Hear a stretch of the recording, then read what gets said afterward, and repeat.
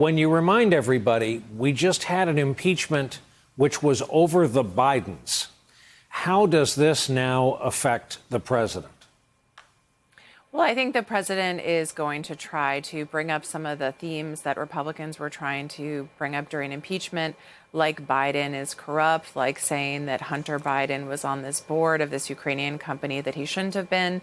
And as my colleagues from Politico reported today, he's going to have the help of GOP lawmakers who are already viewing that as a major target. They're saying it's not political, but they are already pursuing that line of inquiry. And Trump gave a very interesting interview with Sean Hannity tonight, which was broad and wide-ranging to talk about his response to the coronavirus.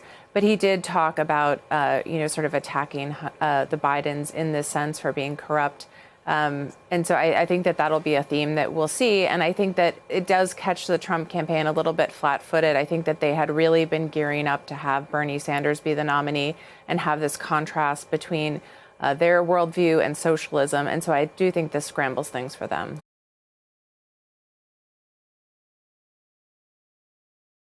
Hey there, I'm Chris Hayes from MSNBC. Thanks for watching MSNBC on YouTube. If you want to keep up to date with the videos we're putting out, you can click subscribe just below me or click over on this list to see lots of other great videos.